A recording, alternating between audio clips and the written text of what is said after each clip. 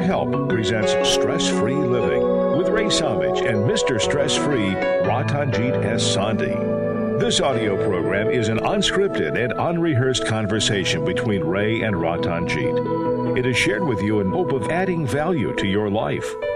We encourage you to listen to this program in its entirety to receive the full impact of its message. Sit back, relax, open your heart, mind, and soul to this edition of Stress-Free Living.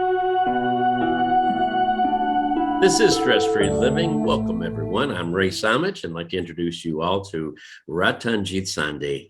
Ratanjit, how are you this fine day? Wonderful, Ray. How are you? I'm excellent, thank you. You're always handsome.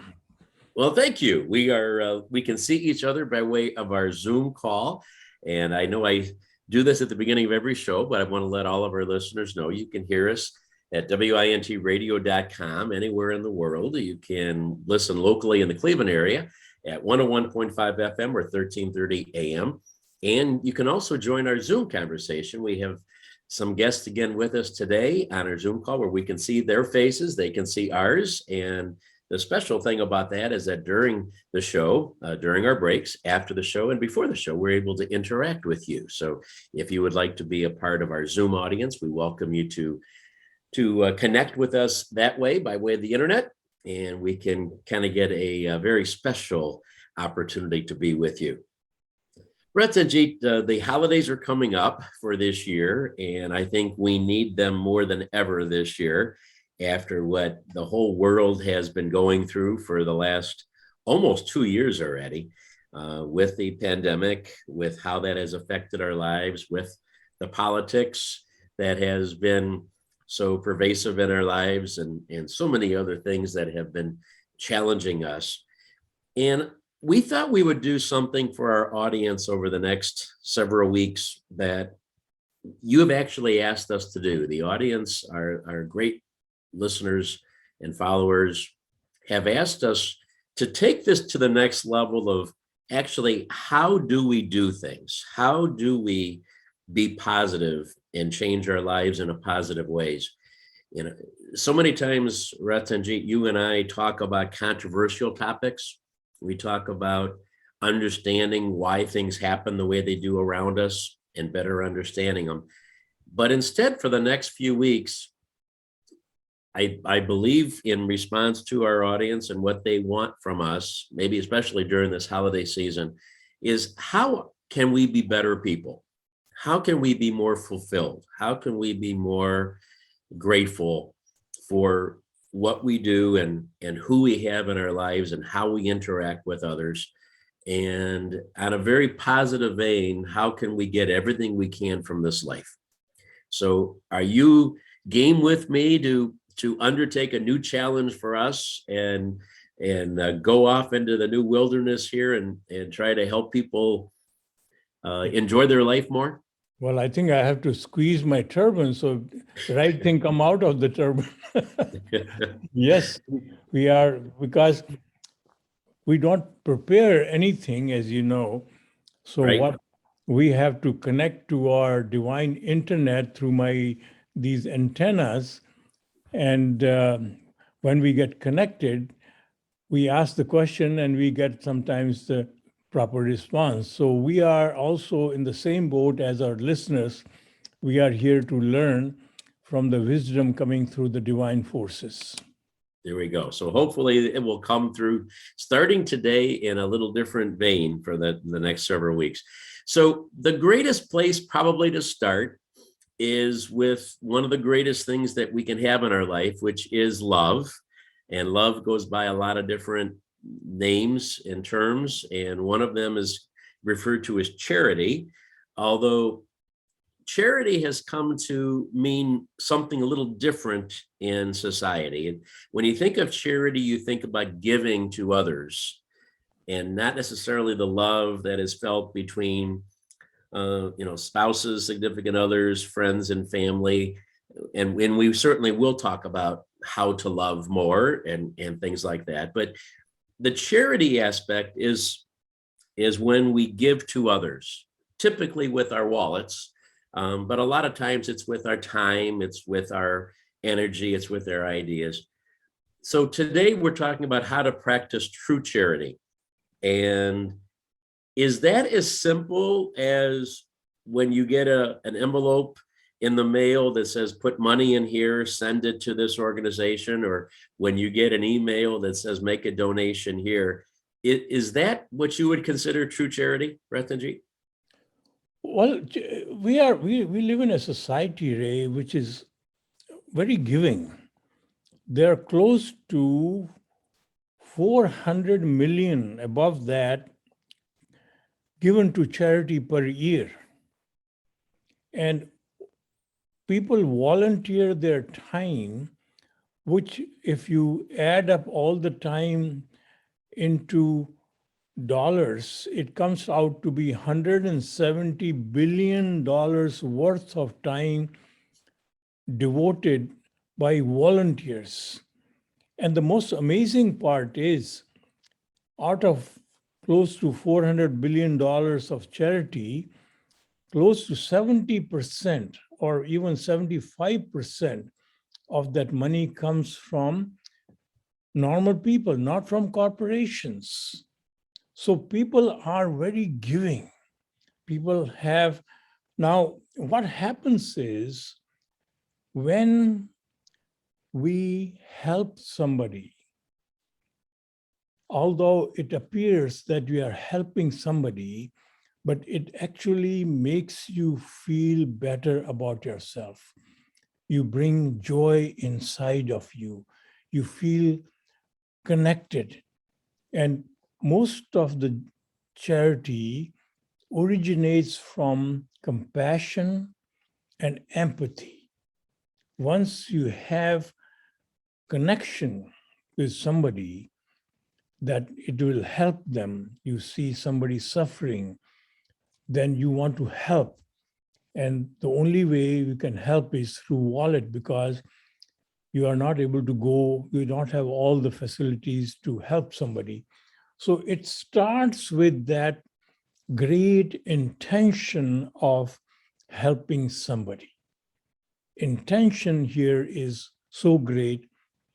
And then there are organizations in US. There are, I don't remember off the top of my head how many nonprofit entities are there which are designed to provide different services to the community, to our society, and they are always asking for money so that they can provide that service.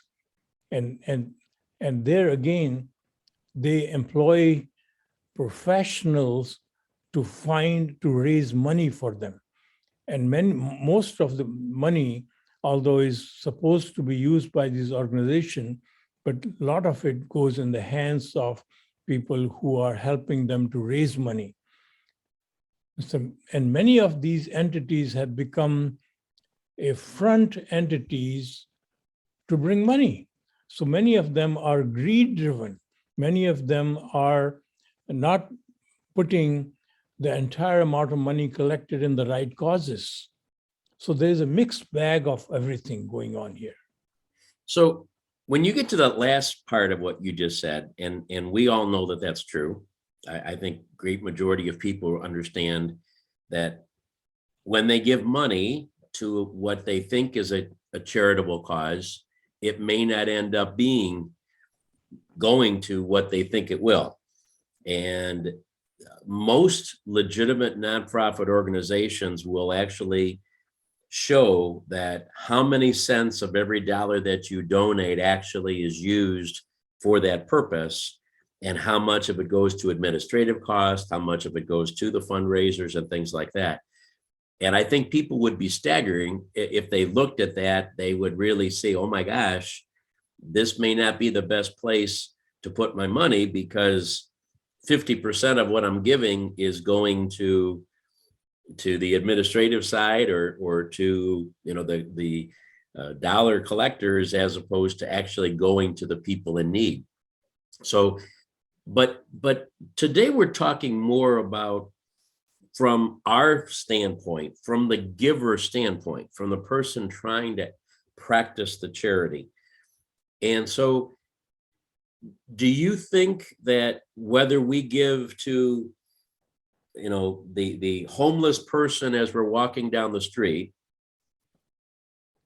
who may or may not use that money for food, they may also use that for wrong things, or whether we give it to a big professional nonprofit group, of which a good portion of the money may go to the CEO of the organization, does that matter? If we're giving 100% to a charity for the purpose of helping them, do we have the obligation of knowing that that's the best place to put our money in?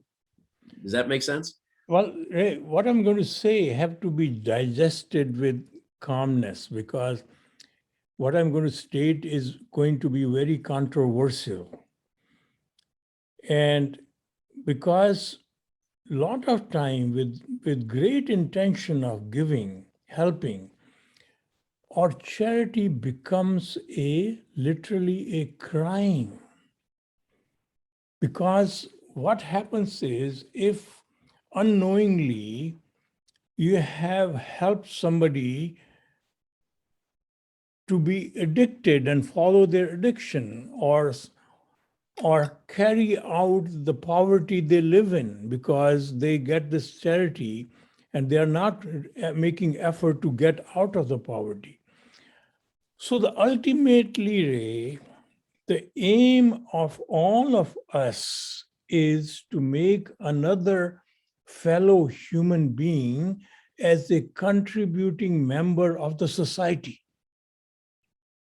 See, it's like, look at it another way. Look at our human body. Our heart is pumping, our kidneys cleaning the, our Waste. and so on. Our lungs are bringing air, and all these organs are donating what they do best. But they don't call it a charity. They facilitate another organ to do their work fully. Now, what happens is, if one organ does not function in our body, we call that a sick body. And many times, failure of one organ can kill the whole body. So look at our society as a bigger body. So if in our society, some of our organs or some of our fellow human beings are not productive elements, then they are burden to our society.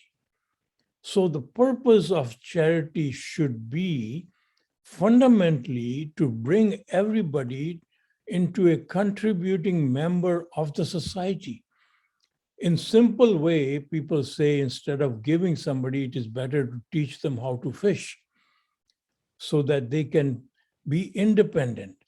So what we do is, we do not complete the whole equation, because we give somebody money thinking that it's going to help. Somebody's hungry, so you give them food. But somehow or other, our mindset of every human being should be to remove the need of charity. That would be an ideal society, when everybody is a productive element of our society and we help each other to become better at contributing to the society. As a consequence, we become a better place to live. We all are benefiting from this mindset.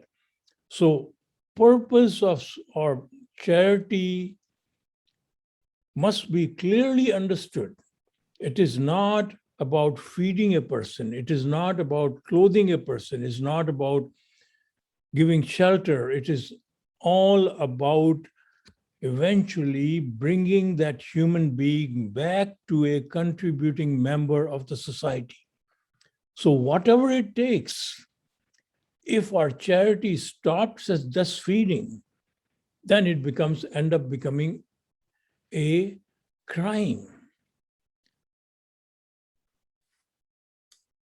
You know, there's so many things in life that if we do them at a certain level, it's good. If we do something at a better level, it's better. If we do something at a higher level, yet it even has more value. Is that true when it comes to charity? The ultimate highest level would be to do what you've just talked about. Okay, taking the time to teach someone how to fish so that they can live their life without needing anybody or anything or any handouts because they now know how to do it. But isn't it still at a good level just to say, but I'm going to be charitable by giving some money or giving a little bit of time, working in a soup kitchen on a weekend around Thanksgiving and helping people to have a turkey dinner? Isn't there still some value there? Or are you saying that unless we do it all the way, unless we do it at the highest level, we shouldn't do it at all? No. It's not a question of not doing it all. That is why in our society, we have non-profit entities, organizations, who can collectively have an incentive to train people, get them out of their doldrums or get them out of their drug habits or homelessness or poverty or all that. So as a normal citizen, we support these organizations. As a normal citizen, I don't have the capability to do the entire task, to convert a person from one level to become a contributing member of our society. That is what these entities, non-profit entities, are supposed to do. And with all their good, and there are great organizations who do that, but there are many organizations who only do little, just feeding, just doing this thing. They end up actually harming the society rather than helping the society, because we have to go all the way somehow or other. They have to link with another nonprofit entity so that they do one task, the other entity does another one, and eventually we end up helping that person to become a contributing member of our society. That is the ultimate goal. And anything short of that, charity does not work. So that's what I just asked you. So I'm not sure if I got the answer. If we can't do it all the way, if we're kind of taking the easy way out in some ways, okay? I mean, there's a lot of people, because you can still get tax deductions for charitable contributions. So there's a lot of people that will send whatever that amount is, $500 or $500,000, depending on your income level, to different charities. And you write that off on your taxes. And so now you've done something that makes you feel good because you've helped other people with your money. You've saved a couple dollars on taxes, or maybe you didn't, but you, instead of giving it to the government, you've given it to some people in need. And you have a feeling about yourself that I did something good, that I help people in need. So is that scenario legitimate? Or are you saying that unless you really do it the true charity way, where it really is ultimately changing lives, teaching people to fish, if you will, how to fish, then don't do it at all? I mean, does it come down to that? Do it right or don't do it at all? No, there are two steps, Ray. Yes, we need to give money. We need to support people. And then what we ought to do is we should get involved. We should be on the board of, or we should be involved in the charitable organizations so we can change their directions. We can make them complete the loop rather than just doing a little bit, or we can connect different charitable organizations so that ultimately, collectively, each one collaborating, end up servicing the person in need and converting that person into a value-adding person for our society. So they become self-sufficient and they become bringing value to our society they live in. So what happens is, by just staying away, we all must be involved in one charitable organization or many of them, so that we can influence them the way they think, rather than bringing a short-term solution of just feeding or just helping somebody. We should adopt these people to become a student of learning and eventually graduate them into the society to add higher value. So that should be our ultimate purpose.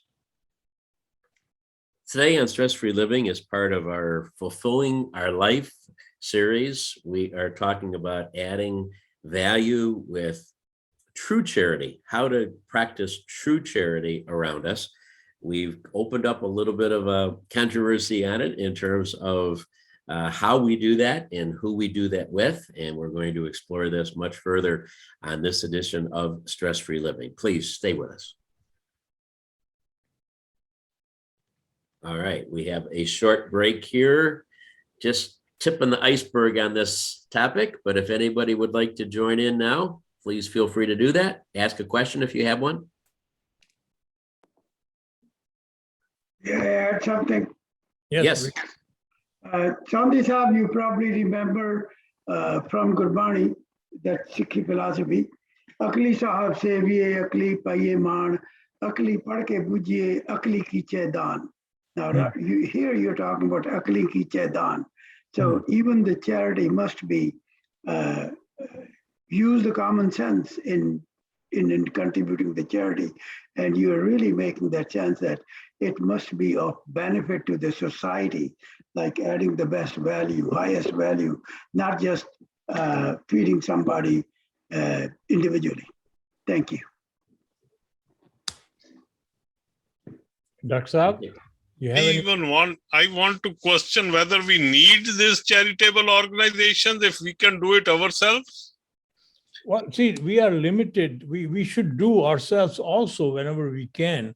But yeah, if we do it ourselves, I think we add a better value. And going around, even we can find out people who need help, not only in money, it could be in any aspect, whatever. It could be knowledge, it could be anything. Yes. And even if you go to nearby hospitals, you can do it self-service or anything, and that is 100%. Instead of giving to the charitable organization and they using it for salaries or other things, and plus only limiting say 20% or 30% to the charity, then the best value is being used at that place. Yeah, but it is only the person that, okay, whatever, if time or whatever, I feel anything which you have. Okay, thank you. Go ahead. Good point. We are back on Stress Free Living. Ratanjit and Ray, yours truly, Ray Samich with you. Thank you so much for being with us here today, talking during our break with several of our Zoom guests, and we really enjoy having them with us. And if you would like to, please check out on our website or our Facebook page, and you can join our Zoom call and be with us every single week. Ratanjit, I'm going to get to a couple of their questions that they had asked, but I want to finish exactly where we were at going into the break, because I think it's really a critical part of the understanding of what we're just kind of calling charity and what truly is charity. And if it's real easy for us to simply write a check or today process our credit card and put money on the credit card and give it to a cause, if that is what we feel all we have to do to practice charity, I think I'm hearing you say that is not really it. That's not really the charity that we need to do. We need to take it to a higher level in terms of verifying who is we're giving the money to, how the money is being spent, what percentage is being spent on the right things. And so it isn't enough just to write the check. We absolutely have an obligation, even to the point that you mentioned of being, getting involved and being on the board. I know you have been on the board of many different nonprofit organizations in your life, trying to spearhead and help steer which direction these entities go in. If you don't do that part of it, the first half of it doesn't really mean much, does it? Well, see, Ray, fundamentally, first of all, we must change our mindset. Right now, charity is something considered doing something good. We should bring compassion and empathy in us at all times. Because we have talked on this show, the real me is not just the human body, it is the force which brings life in me. And that force unifies us into oneness. Everyone has the same force. So if we are unified as one, I am only healthy when my entire bigger body is healthy. So if there is somebody suffering in my society, that pain should be felt by me. That is where the charity begins. So once that mindset is present within all of us, we are all in the mindset of bringing a fellow human being out of misery and bringing them the capability of what they are designed to do is to make a difference, add highest value to our society. So that is where the charity begins. So that is where the mindset of charity has to be there in everyone's face. Now, there is another side of charity, Ray, that is driven by separateness, that is driven by my ego. There was a company called Enron. Remember, they were Sure. a fraud, and they raised so much money from people and cheated them. And at their peak, they were the highest charitable company in Texas. They were considered the Texas Star. So a lot of these people who give money, they give out of guilt because they have cheated somewhere else to compensate, they give money.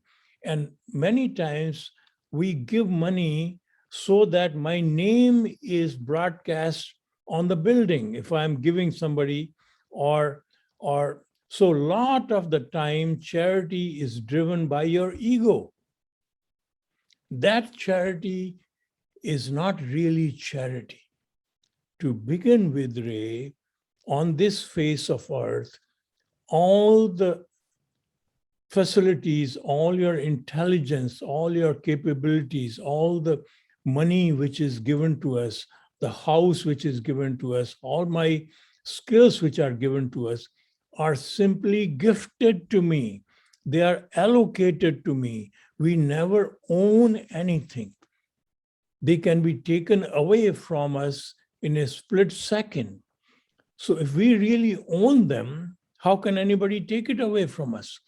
So that should bring us into a mindset of utter gratefulness. And with that mindset, it automatically transfers your thinking into empathy and compassion. And suddenly you are thinking of everyone else's well-being. So that mindset is what need to be first brought into everybody's thinking. And then we become a charitable society by ourselves. So any times when we are able to help somebody individually, we will do that. When we are able to need to help them in a more collective way, then we support our charitable organization to help them collectively take on a bigger task to transform a race or a gender or a situation. Yeah. So this is getting a little complicated. So I think we'll take a moment here and kind of divide up some of the different things that you've talked about and maybe separate the different groups that we want to focus on for the rest of the show. The people that don't believe in giving at all, that are not charitable, or maybe feel that they don't have the ability to, I mean, that's another segment that we can talk about. Just because you can't give financially doesn't mean that you can't be charitable with your actions, with your time, with, you know, any consideration that you can give to people on a charitable basis, even if you have no money whatsoever. So, okay, so we get that, but there's a certain segment of people that just don't want to be charitable, and this show or no show is probably going to help change their mind, and that's fine. We'll separate them. Then there are the group of people that you're absolutely right, and we know them too in our life. It comes a lot from the business sector, but it also comes from personal people who are doing charity in the name of ego, so that they can have their name on the wing of the hospital, or they can have their name in a college or whatever, because they've given millions of dollars philanthropically. But yes, it's a good thing that they did it, but they do certainly have a motive to say that my name is on the wing. And so there has to be an ego presence in that. And so we understand that there's that segment too, that most people living in the world will never be able to do it at that level. So we'll put that group aside. That leaves to me two other groups. It leaves for me the group of people that do give charity, but they do it quickly, easily with their credit card. They write a check. They do it once a year before tax time, or they do it all through the year and add it up, but they do it just at the surface level. They do it and it makes them feel good. It makes a difference, because some of those dollars are going in the right cause. Maybe not a lot of them, but some of them are. And so you get that group of people. And then you have what to me is the ultimate group that you've been talking about. The people that not only give their money or give their time, but they go further to investigate who it is that they're giving it to. Maybe they sit on the board, so they have some stake in it and some voice in how the money is being spent and allocated. And they're truly at that highest level changing lives. Is that, I know it's simplistic, but is that kind of a fair breakdown of the different types of people that that's we're one talking way, about? Yeah, that's one way Okay. to break it down. And So that second group from the top, that second last group that I talked about, that's the ones that I think most of us fall in. Most of us fall in that group that says, yeah, we want to be charitable with our time or our money, but we don't think we have the time to take it to that higher level. We have empathy. When we see the pictures on television of the children starving, or we are touched by the cause of the unfairness in the world relative to gender or you know, whatever it might be, and we say we want to participate in that cause. So the easiest, quickest thing for us to do is send money on a credit card. Okay. You see, the thing, Ray, we have to realize, once your mindset is parked in a charitable situation, means that I am sent here for a short period of time. I have been given allocations of intelligence, knowledge, money, skills, all that. To do what? One thing is to become more successful, collect more money, get more fame. Other thing is to add the highest value.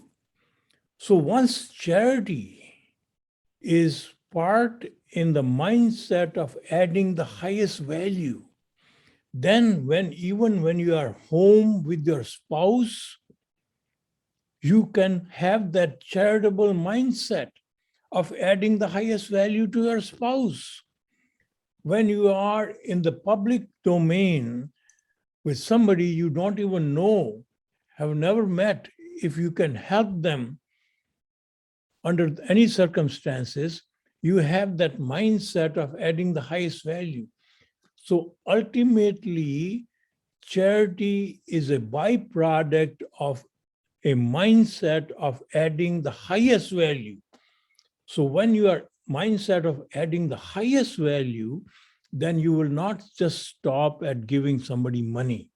You have to think, now this person is hungry, so let me feed him.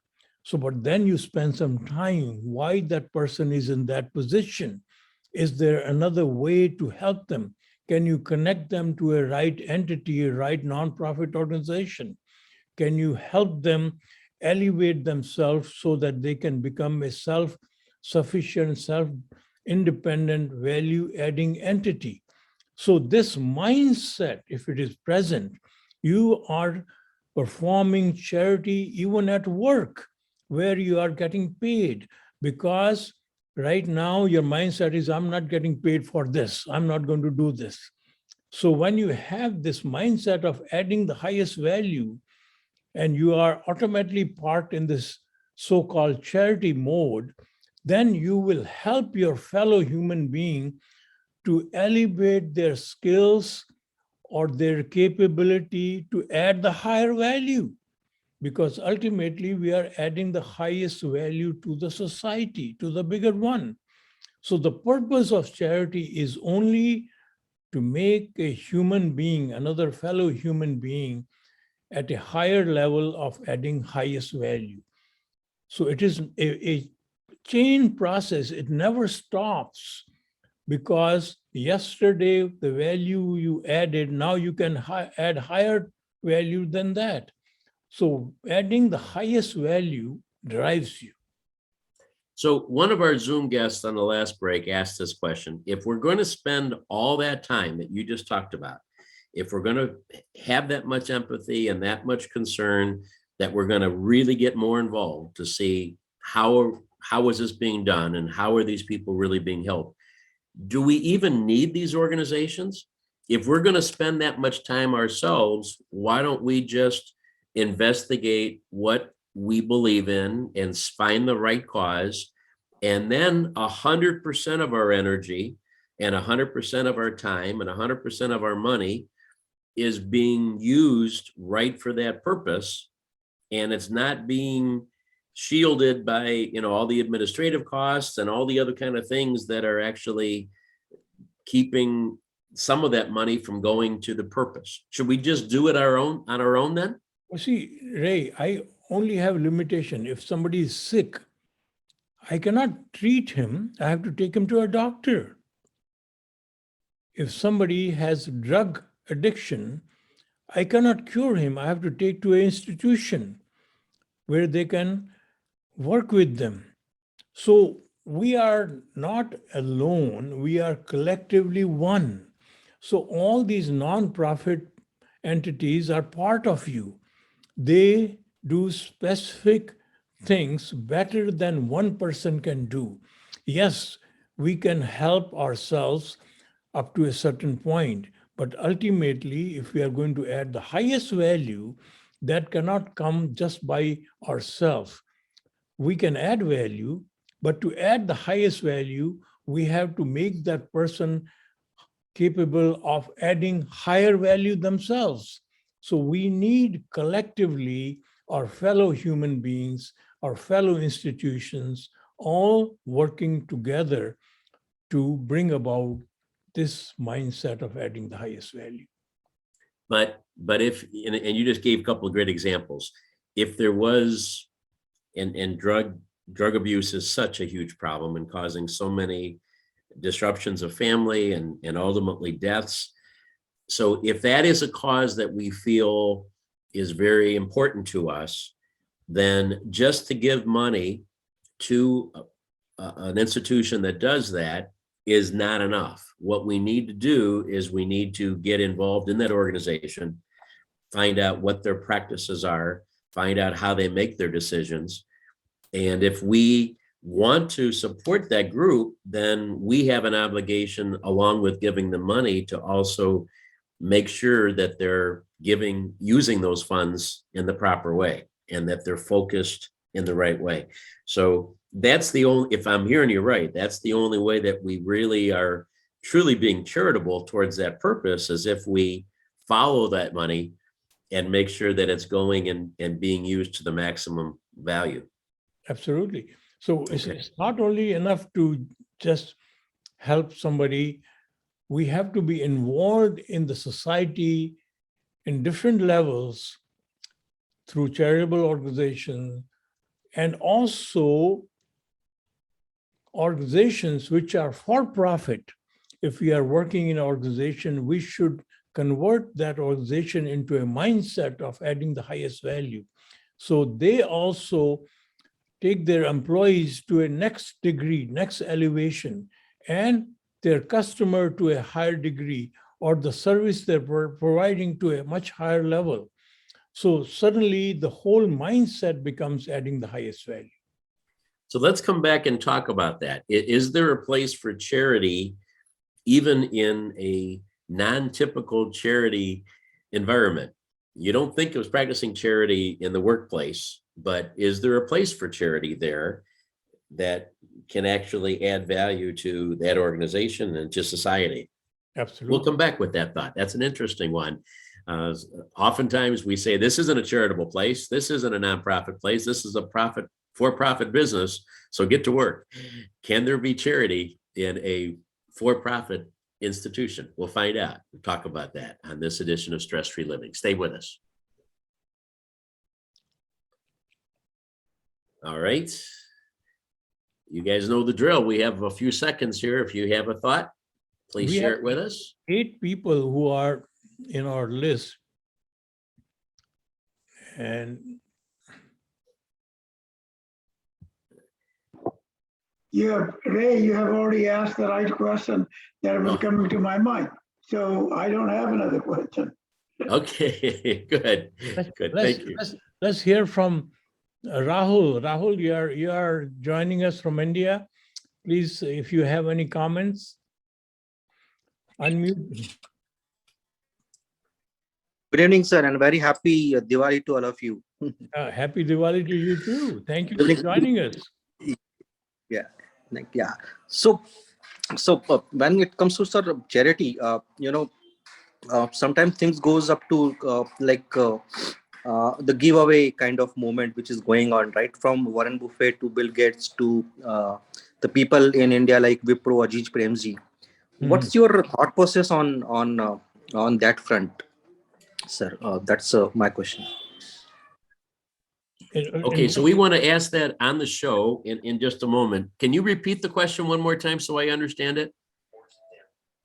So my question is regarding the way this giveaway movement is going on, right? Where you give away a larger part of your wealth, which has been accumulated over the years, starting from Warren Buffett to Bill Gates to the billionaire in India, Ajit Premji from Wipro. How do we look at this kind of institutions and this kind of movement? Okay, what do we think of those major philanthropists then, and how they're performing, how they're doing it? Yeah. Yes. Okay, we will come back with that. Thank you, Rahul. Mindset behind it. We are back on Stress-Free Living, and Ray Samich with you, along with Ratanjit and many of our wonderful guests that we are conversing with during the breaks. thank them and thank all of you for being with us here today. Ratanjit, I know we just had a question there that we are definitely going to get to, but I want to follow the thought process that we were in just before we took the break, because you introduced a very interesting concept. I have been in the business world as you have, but your involvement with the business world has been primarily as the entrepreneur, the man in charge who chose all different kinds of unique ways of operating your business. And you have been extremely successful with that and really developed not only the people that worked for you to do well in that environment, but also many of them have gone on to share the message and to infiltrate their own organizations or start their own organizations with that same philosophy. So your perspective on it has been one of the man behind the curtain that has been really bringing all of these concepts to your business, which is beautiful. My involvement has been often in areas where I haven't been the one in control. And so I have to be more typically, like most people who are listening and involved in this, one of the players that has to change philosophies and make a difference without having that ultimate authority position to do it. So that's the way I want to address this question with you, is that if you were just a worker, maybe you did have a management role, so you were not at the lower level, but you were not at the highest level either. And you wanted to bring this message to the other people, to the entire organization. You wanted to even influence the CEO. So the CEO would buy into this too. How do you think you would introduce the concept of charity in a for-profit environment? We need to be more charitable in this group without kind of being laughed at almost to say, no, there's no room for charity in a business. What would you say to that? Well, see, Ray, our definition of word certainly directs us. When we think of charity, we always think of giving, free. Now, charitable mindset comes from adding the highest value. So in a corporation, although your purpose is there to go give your skills and get transferred into the money which you bring home as a salary, but your real joy ultimately of a job comes from adding the highest value through your creativity. But there is another side of that, is when you begin to add value to your fellow workers, to your environment you work in, to your customers, to your suppliers. You're always thinking about, how do I add the highest value? You are automatically, knowingly or unknowingly, in the charitable mindset. So typically, a lot of us work very hard and be very competitive and very brutal, and then collect millions and billions of dollars, and then form a charitable organization at the end. Bill Gates of the world. When Bill Gates was operating that company, he was very competitive. He would destroy his competitions. That was not charitable mindset. So charitable mindset is not just after collecting a lot of money, although his foundation is doing a lot of great things today, but the society would have been much more fulfilled, and his corporation still would have grown that big if he has had the charitable mindset for the business environment, for people, or for his competition, for his whole society which he was working with. So the mindset has to be changed. So what we do is we first do brutal things and then we become charitable. So first we destroy the environment and then we want to nurture it. So we have to stop the mindset of destroying the environment to begin with. We have to have the nurturing mindset in a business corporate environment. And corporation would end up making more money, having less stress, and the society would be much better if we bring the mindset of adding the highest value, which is the true charity. I think there would be a lot of people that would dispute one of the things you just said. I mean, I think most of what you just said they would agree with. But the one line that you've said a couple of times there is that they would have been more successful if they would have done it this other way. And I've got to believe that if we had one of those CEOs with us right now, he would say, Ratanjit, that's just not true. You know, you have to make tough decisions in business. You have to do some things the way that makes you cringe a little bit, but that's the only way to be successful, so that I can come back later and have the Bill Gates Foundation that has billions of dollars of assets. Do you really believe that the people that have become very successful and maybe not so nice along the way would have, there's no question they would have been more fulfilled doing it the right way. They would have slept better. They would have had less stress. But do you think they also would have been ultimately more financially successful if they would have practiced charity along the way? Absolutely. Absolutely. So what happens is, you see, your corporation is basically the contribution of your employees, how creative they are. If the environment is conducive in a way which is helping them think better, supporting them, nurturing them, their creativity goes through the roof. And we don't have to worry about monitoring, so your corporation can become much more slim, because you don't need a manager over a manager over a manager to watch what they are doing. The honesty ultimately comes in each person. They are driven internally to do better. Right now, the incentive is only a bonus or a promotion.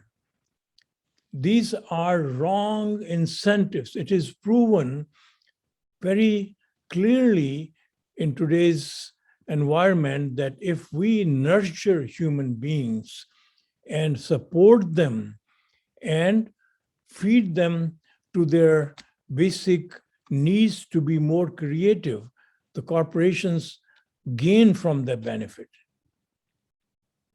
Wow. Okay. That's pretty powerful words. That little snippet there is something that we need to share with a whole lot of people that would, I think, not assume that that was the case. Real quickly, we have a very little time left. What do you think, one of our guests asked this, what do you think now of these organizations, whether they were founded in the right way or not?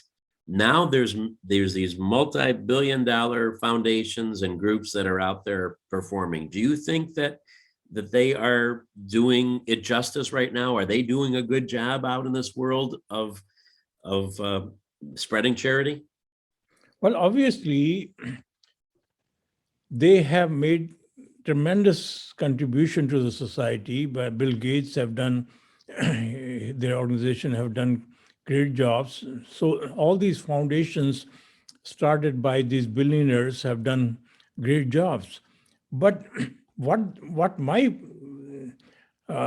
problem with that concept is, why wait to collect all this money and start that? You create the mindset of people who are working there and get them involved from day one into adding the highest value, making your organizations conducive to thinking of adding value, charitable mindset. So we don't have to wait. And the end result actually gets better. You end up having higher success, higher money, which you can still start your foundation. You can still do all those things regardless.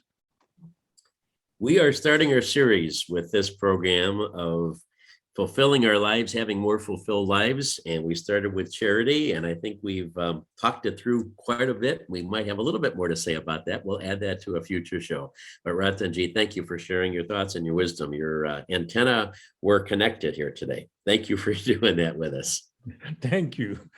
And thank you to all of our great audiences, whichever way that you are a part of the show. We really value you and hope that we have added value to your life. Remember, folks, we're all playing the same game. Have a great day.